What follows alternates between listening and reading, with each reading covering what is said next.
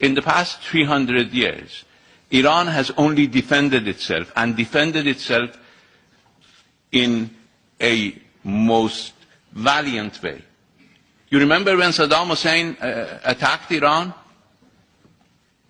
Most of you do not want to remember that. When Saddam Hussein attacked Iran, everybody provided him with weapons. Nobody even provided Iran with the means of defense. And you ask us why we develop our missiles? How do we defend ourselves? What are the means that are left for Iran to defend itself? And Resolution 1929, my friend, is defunct today. It's not operative anymore. Today we have Resolution 2231, which does not make Iran, but just calls upon Iran, it's no longer mandatory, not to produce missiles that are designed to be capable, not capable, designed to be capable of carrying nuclear weapons. We do not have nuclear warheads, so we are not designing anything to carry nuclear warheads that we do not have. But missiles are the means of our defense.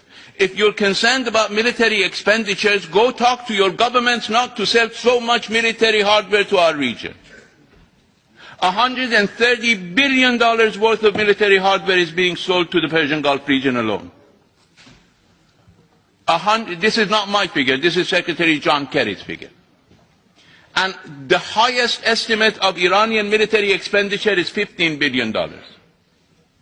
And we have a population of all those countries combined together. We have armed forces which exceeds their armed forces combined together, but we spend the 10th of their military expenditure.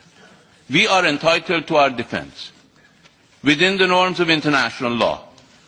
But we are prepared to cut defense spending in the region mutually, not one-sided. We are already spending a fraction of what others are spending on military hardware. So if missiles are the means of our defense, we're not targeting anybody. We're targeting anybody who attacks us, so that they won't attack us. Because we were attacked and everybody stayed quiet.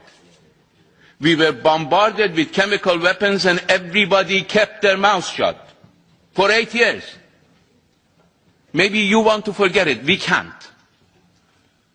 We can't forget it in Iran. We can't forget the fact that I went to the President of the Security Council. This is a personal experience. I went to the President of the Security Council in 1986 and told him, Mr. President, Iran is being bombarded with chemical weapons, and he said, I can't listen to you. And you know, as long as Saddam Hussein was in office, and in Iran, violating our territorial integrity, there is no single Security Council resolution condemning his use of chemical weapons. The first Security Council resolution on Saddam's use of chemical weapons was issued after the end of our war. So I think it's important, while Iran wants to work with the international community, while Iran is open to work with Europe to reduce the concerns and tensions in the region, believe me, we're not the ones who have to gain your trust. We both need to gain each other's trust.